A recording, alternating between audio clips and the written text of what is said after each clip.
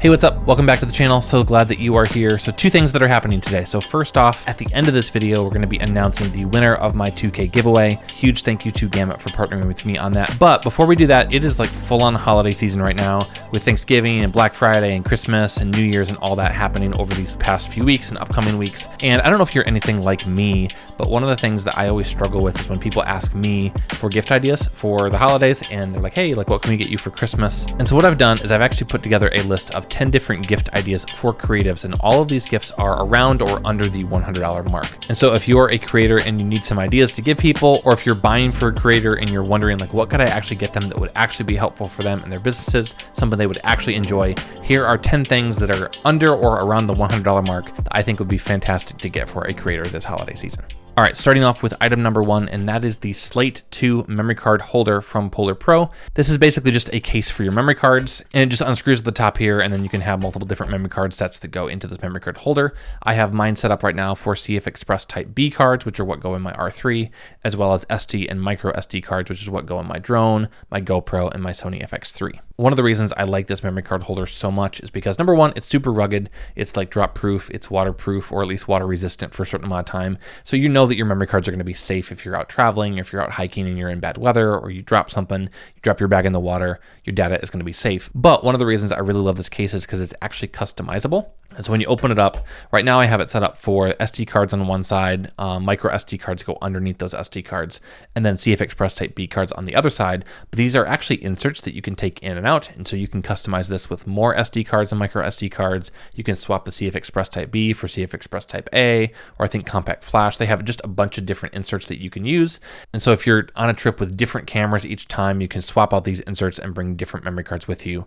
So it's just a really, really handy way to carry your memory cards. And honestly, I just think it looks really awesome aesthetically, and it's just super, super rugged. Item number two is the Capture Clip system by Peak Design. Now, this is something I picked up in the last 6 months or so, and I've really fallen in love with because I don't know about you, I am not a camera strap person. Even though I'm in the wedding space, I rarely use like a camera harness to hold multiple cameras at weddings. I just like to have my cameras in my hands and on my body, and I would honestly rather just like put my camera in a bag and take it back out of my bag than have it on a strap dangling around. And so for whatever reason, I just don't really like camera straps usually. But one of the things I've always missed with that is I didn't really have a good spot to secure my camera. If I was hiking or if I was walking from one location to another or needed to do something with both of my hands, I kind of like had to hold my camera under my arm, and that just didn't feel safe at all. So enter the Capture Clip. This is actually really fantastic because you can just screw this onto like the strap of your backpack or your bag, even on your belt buckle or anything. And then the base plate screws onto the bottom of the camera, and these two pieces just go together. It clicks in and it locks. So that way your camera is secure until you just pop the quick release, pop it right out, and you're good to go. So this is just a great way to secure your camera on your person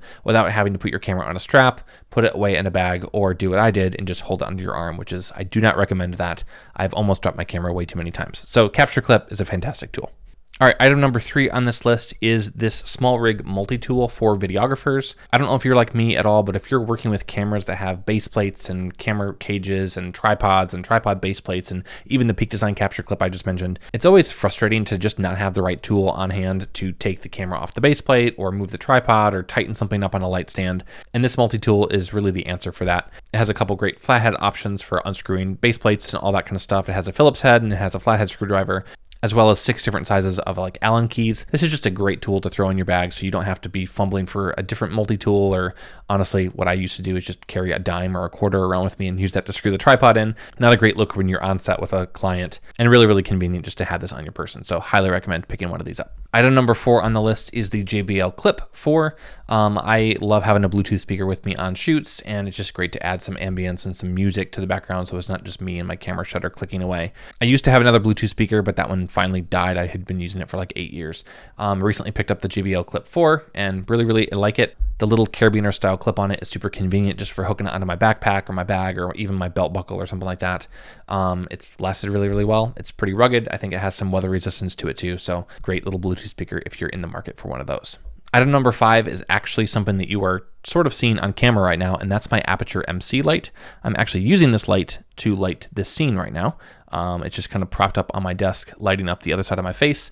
And this light is just such a versatile light in my camera bag. I literally throw this light in my bag anywhere I go, even if I'm just doing photos, but especially if I'm doing video, this light goes with me everywhere I go. I've used this as a catch light for like hair, on interviews. I've used this to kind of light up and supplement some ambient light when I was shooting client projects on a location. I've even used it as like a key light. Obviously now I'm using it as a fill light on my face, and it's just such a versatile light. The fact that you can program it to all the different colors, you can use different effects on it to kind of simulate fire or TV or cop car lights flashing or something.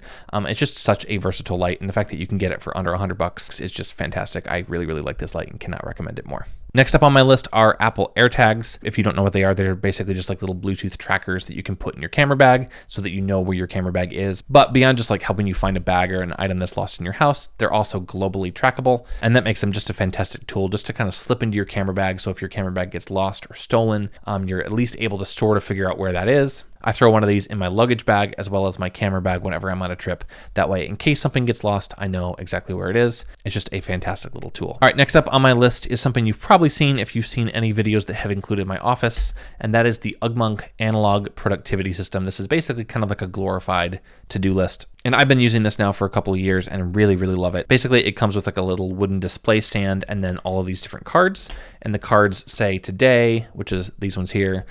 They have cards that say next, and they have cards that say someday. And each of the cards has 10 different spaces where you can fill things in. So like the today card would be great for to-do lists. That's how I use it. At the beginning of the day, just go in and put like up to 10 different things like, hey, I have to get these things done today. You can check those off as you do them. And then it also comes with cards that say next and someday. I use those just to kind of like keep me organized for future projects. I don't know about you. I love physical paper and like actually putting to-do lists down on paper rather than just having them on my phone or on my computer or something. So having this on my desk is just a great way to kind of keep track of my day, make sure that I'm on task with everything. And then there's just something about the feeling of just scratching things off your to-do list that I just freaking love. So, but yeah, if you're in the market for a really cool kind of to-do list thing, this is fantastic, and I really can't recommend them more. All right, next up on my list is a coffee item, because it would not be a Josh video if there wasn't coffee of some sort. And this is the AeroPress Go. I don't know if you guys have had AeroPress coffee before, but it's kind of like a mix between like a French press and like an espresso and a pour over, kind of all in one. Just a really unique way to make coffee. And the AeroPress Go is basically their travel kit for the AeroPress. And so what I'm holding in my hand is actually the entire kit that you need, other than the water and the beans, to make AeroPress coffee on the go. This literally has like the stir stick and the bean scooper, the brewing device itself, and all the filters, and even this little piece at the bottom here turns into a cup. So if you don't have a cup with you, you can literally use this. And I've done this on trips. When I didn't have a mug with me, you can use this to drink the coffee after you brewed it. And the cool thing with the AeroPress is you can make hot or iced coffee with this. And so this is what I bring with me on every trip, just because I always want to have good quality coffee on hand. And sometimes when I'm not in a city or in a place that has good local coffee shops, this is a great way to get my coffee in the morning. And all you need is some beans and water and this, and you're set and you're good to go. So if you're a coffee person, highly suggest checking out the AeroPress Go. It's a fantastic little all-in-one kind of travel kit for coffee. Only two more things left here on this list, but I cannot finish this list without talking about my Kindle. So I like to think of myself as what I would call an aspiring avid reader, where I really want to read a lot, I want to read more, and I always want to read more books and want to read more things. And I go through seasons where I read a lot, and then sometimes I just really don't, and then I wish I would more, and that cycle just kind of continues. But I picked up this Kindle over a year ago, and it has been like my favorite way to read books ever since I got it. First off, just because I can fit all my books on a little tiny device like this that has insane battery life. I think I've charged this thing like 6 times since I've bought it like a year and a half ago. Battery life is just incredible, but just the reading experience is really fantastic. You can read in direct sunlight, kind of feels like you're looking at a book versus like the glossy screen of like your phone or a tablet or an iPad or something like that. And buying books digitally through the Amazon Kindle store is way cheaper than buying hard copy books at Barnes & Noble or even hard copy books off Amazon directly. In fact, the last book I purchased, I got for 99 cents, and that's the book I'm reading right now. One quick note on this specific Kindle that I purchased is over $100, and I purchased this one just because I wanted a few of the extra features that this one had. But Amazon does have a sub $100 or right around $100 Kindle that would totally do the job for you if you're interested in that. So I will link both of those for you so you can check those out. But if you're a reader or you want to be a reader, check out the Kindle. It's fantastic. And then last thing on my list is actually something you've been looking at the entire time, and that is my Stendig wall calendar. If you've been following this channel for any amount of time, this calendar has been on my wall ever since I started the channel. It's kind of like a combination productivity piece plus just art piece because it's such a massive calendar. And so it definitely makes like an aesthetic statement in the office, but also it's helpful to kind of keep track of the days. Now there's a bunch of different ripoffs and different versions of this calendar. I'll link one of those below in case you want to buy it directly on Amazon. The one I have behind me is actually the original Stendig and like the official Stendig design that was designed back in the 1960s. And personally, I like it because the week starts on Monday, which is when my planner that I have starts on Monday, and then the other productivity tools that I use start on Monday versus the ones that are on Amazon tend to start on Sunday. And there's a couple little minor aesthetic tweaks, but basically if you want a really cool calendar that's also a cool art piece, check out this calendar. I've loved mine and I'm sure it would make a great statement on your wall as well. So anyway, there you have it. Those are my 10 holiday gift guides for around or under $100 for creators. Hopefully that's given you some ideas if you're trying to buy for somebody, or some ideas to give people if they're asking you. But those are only my top 10. If you have some other ideas of things that are under $100 that I didn't mention in here, or maybe I don't even know about, drop those in the comments. I would love to see those. And that leads us now to the giveaway, because it's officially time to announce the winner of my 2K giveaway. Huge thank you to you for signing up for this giveaway and being interested in my channel over these years. And so without further ado, here is our winner.